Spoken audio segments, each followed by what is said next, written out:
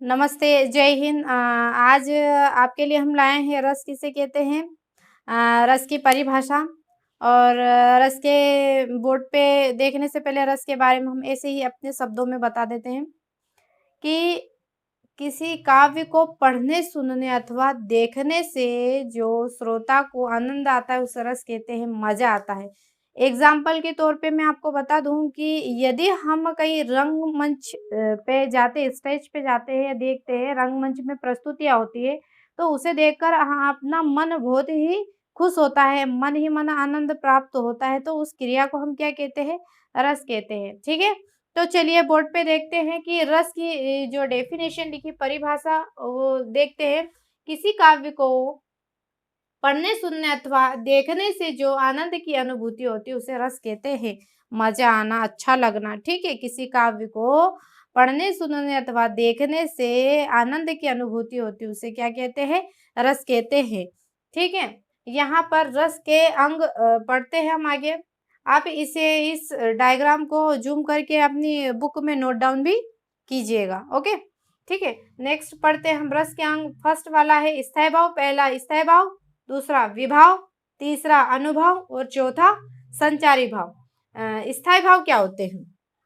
यह हम one by one पढ़ेंगे। आपको यहाँ पे रटने की ज़रूरत नहीं है, ना ही आप अपने बुक में नोट डाउन कीजिए, आपको ऐसे ही याद हो जाएगा इस वीडियो को देखने के बाद, ठीक है? समझना है केवल आपको कि स्थायी भाव क्या होते हैं।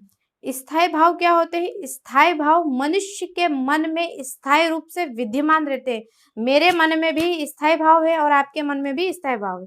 मतलब मेरे मन में भी 10 रस है और आपके मन में भी 10 रस है। स्थायी भाव में जो रसों की संख्या होती है वो 10 रस होते हैं।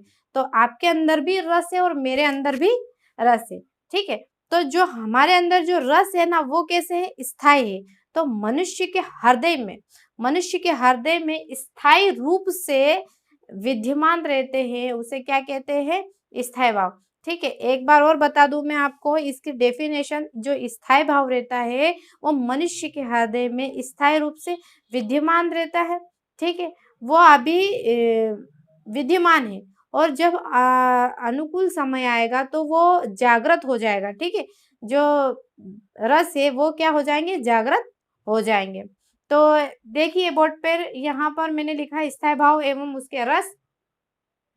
तो फर्स्ट वाला स्थायी भाव आपको समझ में आया होगा। स्थायी भाव किसे कहते हैं? मनुष्य के हृदय में स्थायी रूप से विद्यमान रहते हैं। एग्जाम्पल यहाँ पर मैंने रस लिख रखे 10 या एग्जाम्पल के माध्यम से हम इसे समझेंगे कि कैसा स्थायी में विद्यमान रहता है, ठीक है? इसमें फर्स्ट वाला श्रृंगार रस रति, दूसरा हास्य रस हास्य, करुण रस का स्थायी भाव शोक, वीर का स्थायी भाव उत्साह, रौद्र का स्थायी भाव क्रोध, भयानक का स्थायी भाव भय, विभत्स का स्थायी भाव जुगुप्सा, अद्भुत का विस्मय, शांत रस का स्थायी भाव निर्वेद और लास्ट वाला हमारा वात्सल्य रस है। तो यहाँ पर क्या होते हैं कि हमारे अंदर रस है पर वो अभी स्थायी है। यदि किसी ने किसी व्यक्ति को डाँट दिया, फटकार दिया तो वो उस समय अनुकूल समय आ जाता है और उस समय वो रोने लगता है, गुस्सा होने लगता है, तो वो क्या हो गई, उसकी रस की जो क्रिया है वो कैसी हो गई है? जागृत हो गई है। ठीक है? तो स्थायी भाव मनुष्य के हृदय में स्थायी रहते हो और अनुकूल समय आने पर वो जागृत हो जाती है। ठीक है? नेक्स्ट वाला पढ़ते हैं विभाव। विभाव क्या होता है कि स्थायी भाव की उत्पत्ति को, इसकी जो स्थायी भाव है इसकी स्थायी भाव की उत्पत्ति को हम क्या कहते हैं? विभाव कहते हैं। और विभाव 2 प्रकार के होते हैं। फर्स्ट वाला होता है हमारा आलंबन और दूसरा उद्दीपन। ठीक है? तो यहाँ पर जो विभाव है वो 2 प्रकार के होते हैं, आलंबन और उद्दीपन। तो आलंबन क्या होता है? आलंबन सॉरी, जिसके प्रति भाव उत्पन्न हो, ठीक है? जिसके प्रति भाव उत्पन्न हो। सपोज करो यदि एक एग्जाम्पल बता रही हूँ, यदि एक बालक गिर जाता है, ठीक है? गिर जाता है और हम यहाँ दूर खड़े हैं, हम देख रहे हैं हाँ, वो बालक गिर गया है। झट से हम उस बालक को उठाने के लिए जाएंगे तो उस समय हमारे मन में वात्सल्य की जो भावना है, वात्सल्य रस हमारे अंदर उत्पन्न हो जाएगा। पर वो जो उत्पन्न हुआ वो किसके प्रति? उस बालक के प्रति। तो उस बालक के प्रति उत्पन्न होने की क्रिया को हम क्या कहते हैं? आलंबन कहते हैं। जिसके प्रति भाव उत्पन्न हो उसे हम क्या कहते हैं? आलंबन। ठीक है?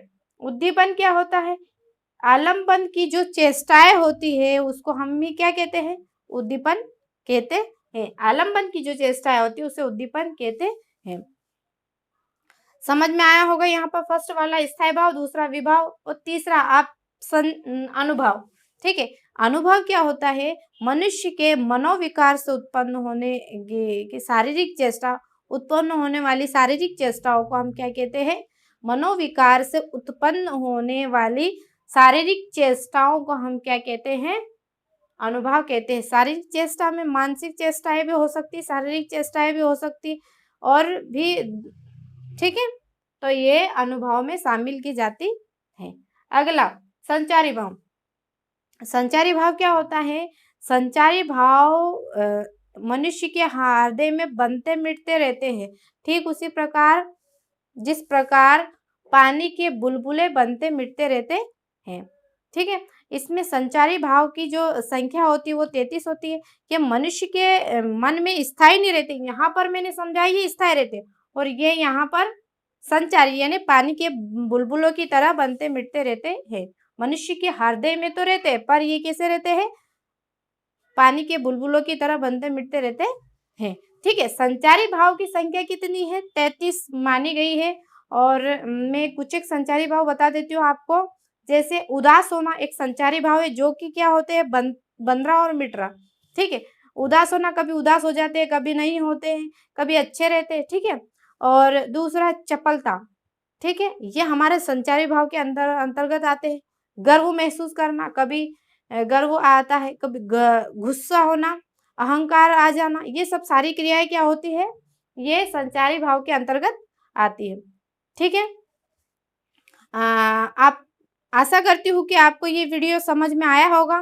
ठीक है, और आप इसी तरह हम वीडियो लाते रहेंगे आपके सामने। और हिंदी व्याकरण इतनी मोस्ट इम्पोर्टेंट है कि हिंदी में अधिक से अधिक अंक प्राप्त करने के लिए ये हिंदी व्याकरण आपके लिए बहुत ही मददगार होती है।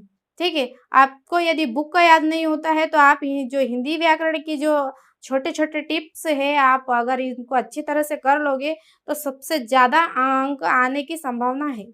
ठीक है, तो इसी तरह हम व्याकरण से रिलेटिव और भी अच्छे अच्छे वीडियो लाते रहेंगे। प्लीज़ हमारे चैनल को सब्सक्राइब कीजिए और लाइक भी कीजिए। जय हिंद, जय भारत।